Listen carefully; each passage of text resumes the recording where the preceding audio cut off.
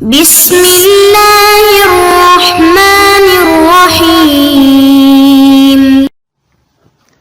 اعوذ باللہ من الشیطان الرجیم، بسم اللہ الرحمن الرحیم۔ عزیز طلبہ کرام، سلام علیکم ورحمۃ اللہ۔ اصول الفقہ للمظفر کا آج ہم 23واں درس شروع کرنے جا رہے ہیں، اور آج ہم انشاءاللہ ایک نئی بحث کا آغاز کر رہے ہیں کہ جو ترادف اور اشتراک کے نام سے معروف ہے۔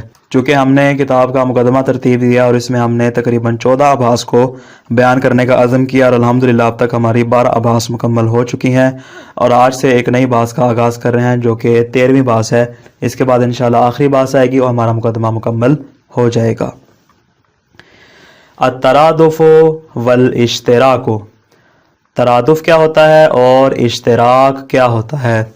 قبل اس کے ہم عبارت کو پڑھیں، ہم بطور خلاصہ ایک نقشہ جو نیچے آ رہا ہے اس کو آپ غور کیجیے گا کہ لفظ اور معنی جب ان کا آپس میں مقایسہ کیا جائے، ایک دوسرے کے ساتھ ان کو ملایا جائے، تو لفظ اور معنی کے لیے ہمارے سامنے تقریباً 4 طرح کی حالتیں آ جاتی ہیں۔ پہلی حالت کون سی ہے کہ لفظ اور معنی ایک ہو، یعنی لفظ بھی ایک ہو اور اس کا معنی بھی ایک ہو، یعنی نہ لفظ ایک سے زیادہ ہو اور نہ معنی ایک سے زیادہ ہو، لفظ بھی ایک ہو اور معنی بھی ایک ہو۔ یہ ہے پہلی قسم۔ دوسری قسم کیا ہے؟ لفظ اور معنی دو ہوں، دو ہی لفظ ہوں اور دو ہی اس کے معنی ہو، یعنی ایک لفظ کا ایک معنی وہ دوسرا جدا گانا ہو، اور دوسرے لفظ کا دوسرے کے ساتھ معنی جو جدا گانا ہو۔ اور تیسری قسم کیا ہے؟ لفظ ایک ہو لیکن اس کے معنی متعدد ہوں، 2 معنی ہو، 4 معنی ہو، 10 معنی ہو، 50 معنی ہو، یا آخر ہی۔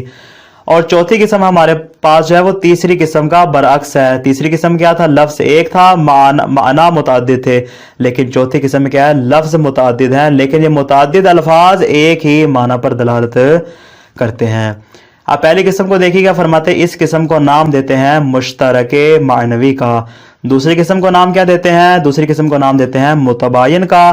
تیسری قسم کو نام دیتے ہیں مشترک لفظی کا، اور چوتھی قسم کو نام دیتے ہیں مترادف کا۔ اب ان چاروں کی ایک ایک کر کے ہم مثالیں بھی ملاحظہ کر لیتے ہیں۔ مشترک معنوی جیسے انسان اور حیوان ناطق، یعنی ایک ہی لفظ ہے اور ایک ہی اس کا معنی ہے۔ انسان کے جو مصادیق ہیں وہی سارے کے سارے حیوان ناطق کے بھی مصادیق ہے، ایک ہی لفظ ہے اور اس کا ایک ہی معنی ہے، جس طرح کہ اکثر الفاظ ہمارے سامنے آتے ہیں۔ متباین کی مثال جیسے انسان اور پتھر۔ انسان کیا ہے؟ انسان لفظ ہے، اس کا معنی کیا ہے کہ ایک وجود خارجی جو ان صفات کا حامل ہے۔ پتھر کیا ہے؟ پتھر ایک لفظ ہے، اس کا معنی خارجی کیا ہے کہ جس کا وجود سخت ہو وغیرہ وغیرہ، اس کی یہ نشانیاں، یعنی کیا ہے یہاں پہ لفظ بھی 2 ہیں اور ان کے معنی بھی 2 ہیں، ان کو کہتے ہیں متباینان۔ اور تیسری قسم کیا ہے ہمارے پاس؟ جیسے عین کے متعدد معانی۔ لفظ عین ہے، اس کے عربی زبان میں بہت سارے معنی ہیں، کبھی ایک آنکھ کے معنی میں استعمال ہوتا ہے، کبھی یہ چشمے کے معنی میں استعمال ہوتا ہے، کبھی یہ اس طرح چمکدار چیز کے بارے میں استعمال ہوتا ہے۔ اس کے مختلف معانی ہیں۔ فرماتے ہیں یہاں پہ لفظ تو ایک ہے لیکن متعدد معنی میں استعمال ہو رہا ہے۔ اور جو چوتھی قسم مترادف ہے، فرماتے ہیں وہ کون سی ہے؟ فرماتے ہیں کہ جہاں پر لفظ متعدد ہو اور معنی ایک ہو، جیسے انسان اور بشر۔ انسان سے مراد بھی وہی وجود خارجی ہے اور بشر سے مراد بھی وہی خاص وجود خارجی ہے۔ انسان کہہ لیں، بشر کہہ لیں، بندہ کہہ لیں، الی آخر ہی، یہ سارے کے سارے کیا ہیں؟ الفاظ متعدد ہیں لیکن ان سب کا معنی ایک ہی ہے۔ اب ہمارے سامنے 4 طرح کی قسمیں آ گئی: اشتراک معنوی، متباین، مشترک لفظی اور مترادف۔ فرماتے ہیں جہاں تک تعلق ہے متباین کا تو فرماتے ہیں اس کے بارے میں ہماری کوئی بحث نہیں ہے۔ جہاں تک بات ہے مشترک معنوی کی، فرماتے ہیں مشترک معنوی کے متعلق بھی ہماری یہاں بحث نہیں، اس کی بحث منطق وغیرہ میں بیان ہو چکی ہے۔ ہماری بحث ہے ان آخری 2 قسموں کے بارے میں کہ جہاں پہ ایک لفظ ہو اور اس کے متعدد معانی ہو، یا لفظ متعدد ہو لیکن ان کا معنی ایک ہو۔ فرماتے ہیں کہ ایسا ہو سکتا ہے یا ایسا نہیں ہو سکتا، کہ جس کو ہم نے اشتراک اور ہم نے ترادف کا نام دیا۔ ہماری بحث آج ترادف اور اشتراک کے بارے میں ہی ہے۔ فرماتے ہیں لا ينبغي الاشکال فی امکان الترادف والاشتراک۔ فرماتے ہیں ترادف اور اشتراک کے امکان کے بارے میں کسی کو کوئی اعتراض نہیں۔ انشاءاللہ اگلے صفحے میں بیان کروں گا کہ اس کے متعلق ہمارے سامنے کچھ اقوال پائے جاتے ہیں، ان اقوال کو ہم انشاءاللہ بیان کریں گے۔ اب یہ نظریہ کس کا ہے؟ لا ینبغی، یہ مرحوم مظفر کا نظریہ۔ فرماتے ہیں میرے نزدیک ترادف و اشتراک کے امکان میں بھی کوئی اشکال نہیں ہے، بل فی وقوعہما، بلکہ میں ایک درجہ آگے بڑھتا ہوں کہ اس کے وقوع میں بھی شک نہیں ہے کہ زبان عربی میں ترادف بھی پایا جاتا ہے اور زبان عربی میں اشتراک بھی پایا جاتا ہے۔ فلا یسغا الی مقالۃ من انکرہما، فرماتے مجھے ضرورت نہیں ہے کہ میں ان کی گفتگو کو بیان کروں کہ جو ترادف اور اشتراک کا انکار کرتے ہیں۔ فرماتے وَهَٰذِهِ بَيْنَ أَيْدِينَا اللغۃ العربیہ، فرماتے ہمارے سامنے لغت عربیہ ہے۔ میں اپنی بات ڈنکے کی چوٹ پہ کرتا ہوں، لغت عربیہ میں آپ ملاحظہ کر لیں، آپ کو جگہ جگہ پہ کیا ہوگا، آپ کو اس طرح کے مقامات نظر آئیں گے۔ یہ نیچے خلاصہ ہے، اس کو آپ دیکھ کے ملاحظہ فرما لیجیے گا، میں عبارت کو بیان کرنے لگا ہوں۔ وَوُقُوعُهُمْ فِيهَا وَاضِحٌ، فرماتے ہیں کہ الفاظ مترادفہ اور الفاظ مشترکہ کا فیہا یعنی لغت عربیہ میں واقع ہونا واضح ہے۔ لا یحتاج الی بیان، فرماتے اس کو بیان کرنے کی ضرورت نہیں ہے۔ وَلَكِنْ يَنبَغِي أَن نَتَكَلَّمَ فِي نَشْأَتِهِمَا، البتہ یہ کہاں سے بنے، ان کی پیدائش کہاں سے ہوئی، یہ کہاں سے وجود میں ہے، ان کا سرچشمہ کہاں ہے، فرماتے اس کے بارے میں بحث کرنا ضروری ہے۔ یعنی گویا کہ ہمارے سامنے چار طرح کے صورتیں آ جائے گی۔ پہلا کیا ہے، اس کا امکان کے بارے میں بحث ہے، فرماتے مرحوم مظفر کے نزدیک امکان ثابت ہے۔ ترادف اور اشتراک لفظی وقوع رکھتا ہے یا نہیں، فرماتے وقوع بھی میرے نزدیک ثابت ہے۔ اب ہمارے پاس بحث ہے دو طرح کی، ترادف اور اشتراک میں انشاءاللہ بیان کریں گے کہ اس کا سرچشمہ کیا ہے، اور اس سے جو اگلی بحث ہے جس کو انشاءاللہ ہم بعد میں کل والے درس میں بیان کریں گے، اس میں آئے گا کہ لفظ مشترک کو ایک سے زیادہ معنی میں استعمال کرنا جائز ہے یا جائز نہیں ہے۔ فرماتے فی الحال ہم گفتگو کریں گے کہ ترادف اور اشتراک لفظی کا سرچشمہ اور نشاط کہاں سے ہے۔ فرماتے ہیں فَإِنَّهُ يَجُوزُ أَن يَكُونَ من وضع واضع واحد، فرماتے اس میں ہمارے سامنے دو طرح کی صورتیں آ جاتی ہیں۔ پہلی کون سی، کہ ممکن ہے کہ ایک ہی واضع نے ترادف کو وضع کیا اور ایک ہی واضع نے اشتراک کو وضع کیا۔ کس طرح، یعنی حضرت واضع نے جب وضع کیا تو اس نے ایک لفظ اٹھایا، اس کو اس کا یہ معنی بھی قرار دے دیا، اس کا دوسرا معنی بھی قرار دے دیا، تیسرا معنی بھی قرار دے دیا، نتیجتاً کیا ہوا کہ ایک ہی لفظ کے متعدد معنی وجود میں آ گئے۔ اسی طرح اشتراک میں بھی ہوگا کہ کیا کیا، اس نے ایک لفظ اٹھایا، اس کا فلاں معنی قرار دے دیا، اسی معنی کے لیے اس نے دوسرا لفظ وضع کر دیا، پھر اس نے تیسرا لفظ وضع کر دیا، یعنی ایک معنی کے لیے متعدد الفاظ اس نے وضع کر دیے۔ یعنی ایک ہی واضح کیا کرے، اس طرح کا کام ہمارے لیے کر دے۔ بِأَن يَضَعَ شَخْصٌ وَاحِدٌ لَفْظَيْنِ لِمَعْنًى وَاحِدٍ، کہ وہ دو لفظوں کے لیے ایک معنی قرار دے دے، اور لفظا لِمَعْنَيَيْن، یا دو معنی کے لیے دو لفظ قرار دے دیں۔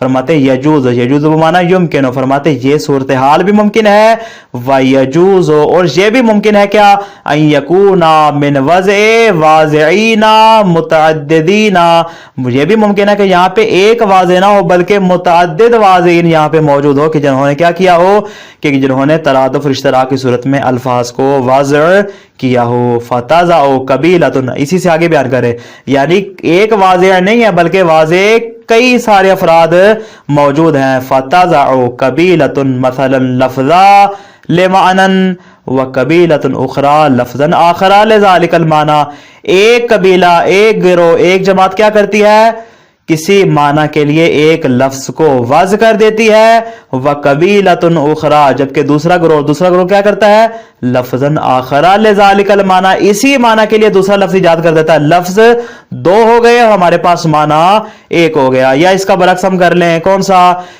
أَوْ تَضَعُ قَبِيلَةٌ لَفْظًا لِمَعْنًى وَقَبِيلَةٌ أُخْرَى ذَلِكَ اللَّفْظُ لِمَعْنًى آخر، اور ایک گروہ کیا کرتا ہے کہ معنی کے لیے لفظ وضع کر دیتا ہے، جبکہ دوسرا گروہ کیا کرتا ہے، دوسرے معنی کے لیے اسی لفظ کو وضع کر دیتا ہے۔ یعنی یہاں پہ ایک لفظ ہے جبکہ ہمارے پاس دو طرح کے معنی ہیں، ایک صورت ترادف کی ہو جائے گی اور دوسری صورت اشتراک کی ہو جائے گی۔ فرماتے ہیں کہ ہمارے سامنے اس طرح کی صورتحال پیش آتی ہے۔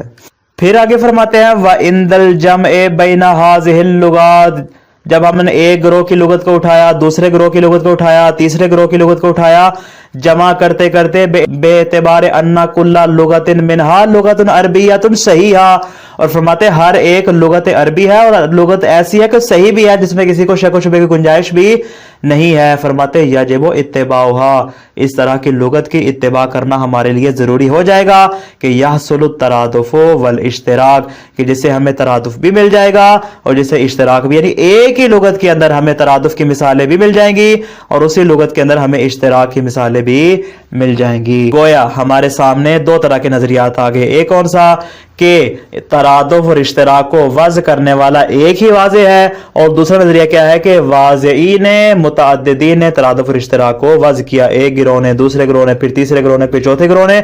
जब सब की लुगात को जमा किया तो हमारे सामने एक बहुत बड़ी डिक्शनरी और लुगत हमारे सामने आ गई।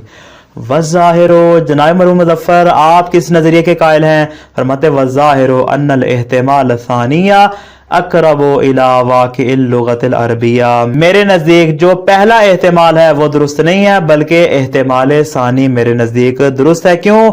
इसलिए कि जो हमने मिसालें पेश की हैं लुग़त अरबी की, अगर हकीकत में देखा जाए तो लुग़त अरबिया में ऐसा ही होता है। गोया ये जो कौल सानी है, एहतिमाल सानी है, ये हकीकत के करीब करीब शुमार होता है। लिहाजा मेरे नज़दीक ये दूसरा कौल दुरुस्त है कि जहां पे वाज़ईन मुतअद्दिदीन होते हैं, वाज़े वाहिद नहीं होता। फिर आगे मुअय्यद पेश फरमाते कमा सर्रहा बिही बाज़ुल मुअर्रिखीन लिल्लुगा, फरमाते हैं कि मेरी बात की तायीद करेंगे बाज लुगत लिखने वाले अफराद, कि जो लुगत लिखते हैं, जो डिक्शनरी बनाते हैं, फरमाते हैं वो अफराद भी मेरी इस बात की तायीद करते हैं। किस अंदाज में? कि उन्होंने बाज मकामात पर इस बात की सराहत फरमाई है कि ये लुगत फुला की है कि जिन्होंने इस लफ्ज को इस माना के लिए वाज किया, जबकि दूसरी लुगत में क्या देखते हैं, लफ्ज वही होता है लेकिन उसका दूसरा माना होता है, फिर तीसरी लुगत में तीसरा माना होता है।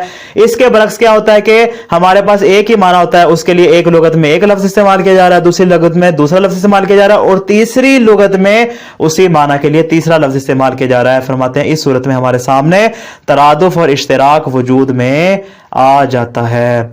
वअलल अकल, फरमाते कम से कम हम अगर कहना चाहें इस लुगत के बाब में तो फरमाते हैं फहुवल अगलबो फी नशअत तरादुफ वल इश्तिराक। तरादुफ और इश्तिराक का अगर हम सरचश्मा देखना चाहें, हम इनकी पैदाइश देखना चाहें, हम इनके मरकज और बुनियाद और इनके मस्दर को देखना चाहें, तो फरमाते अगलब हमारे पास यही है कि हम लुगत अरबिया की जानिब रुजू करें।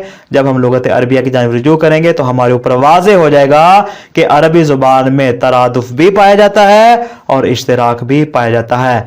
वालिजा से क्या कर रहे हैं जनाब मरहूम, आगे अपने मुअय्यद पेश कर रहे हैं। फरमाते लिजा नस्मा उलमा अरबिया यकूलून, फरमाते जब हम अरबी उलमा को सुनते हैं तो वो इस तरह कहते हैं, क्या लुगतुल हिजाज कज़ा, हिजाज वालों ने इस तरह कहा, व लुगतुल हमीर कज़ा, कबीला बनु हिमार वालों की लुगत ने ऐसे कहा, व लुगत तमीम, कबीला बनु तमीम की लुगत ने ऐसा कहा, वहां कदा, इसी तरह दिगर की मिसालें देते हैं।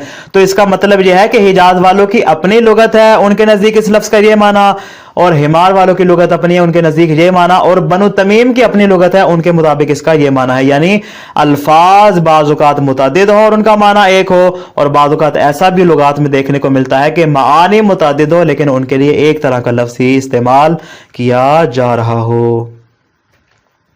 आगे फरमाते हैं फहाजा दलीलुन अला तअद्दुदिल वज़ए बितअद्दुदिल कबाइल वल अक़वाम वल अक़तार फिल जुमला।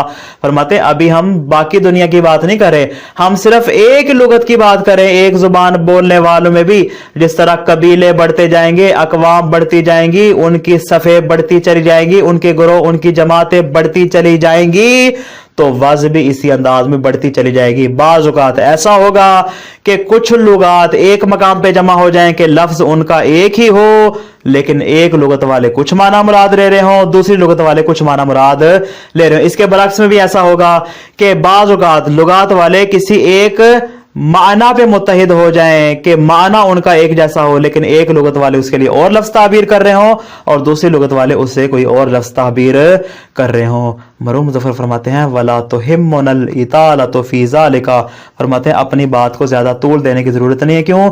इसलिए कि यह बात रोज़े रोशन की तरह हमारे ऊपर वाज़े हो चुकी है। खुलासा क्या हुआ आज के दर्स का कि अगर हम लफ्ज का माना के साथ मुकायसा करें तो हमारे सामने चार तरह की किस्में बनती हैं। पहली किस्म है तरादुफ, दूसरी किस्म है तबायुन, तीसरी किस्म है इश्तिराक लफ्जी और चौथी है इश्तिराक मानवी। तबायुन चूंकि हो नहीं सकता, इसके बारे में हमारी बात नहीं है। इश्तिराक मानवी के बारे में हमारी गुफ्तगू नहीं, हमारी गुफ्तगू है सिर्फ तरादुफ व इश्तिराक के बारे में। आगे फरमाते तरादुफ व इश्तराक के मुतालिक हमारे सामने दो तरह के नजरिए आते हैं। बाज सिर्फ इम्कान के कायल हैं, जबकि बाज दीगर अफराद जो है वो किसके कायल हैं? इम्तना के कायल हैं। इसी तरह फरमाते हैं तरादुफ व इश्तराक लफ्जी के वकू के बारे में भी दो नजरिए हैं, बाज अदम वकू के और बाज जो है वकू के कायल हैं। कुछ ऐसे अफराद भी हैं जो इम्कान के तो कायल हैं लेकिन वकू के कायल नहीं है, लेकिन बाद अफराद ऐसे हैं जो इम्कान के भी कायल हैं और वकू के भी कायल हैं कि जिनमें से जनाबे मरहूम मुजफ्फर भी शामिल हैं। मुसन्निफ तरादुफ और इश्तराक के इम्कान और वकू दोनों के कायल हैं। अलबत्ता इसमें जो हमने दो सूरतें बयान की, एक सूरत यह थी कि वाज़े एक होगा और दूसरा कहा था वाज़ेइन क्या होंगे? मुतअद्दिद होंगे। मरहूम मुजफ्फर के नजदीक वाज़ेइन एक नहीं बल्कि मुतअद्दिद अफराद हैं कि जो मुख्तलिफ कबाइल मुख्तलिफ जमातें क्या करती हैं? तरादुफ और इश्तराक को हमारे लिए पेश करती हैं। वस्सलामु अलैकुम व रहमतुल्लाहि व बरकातुहू।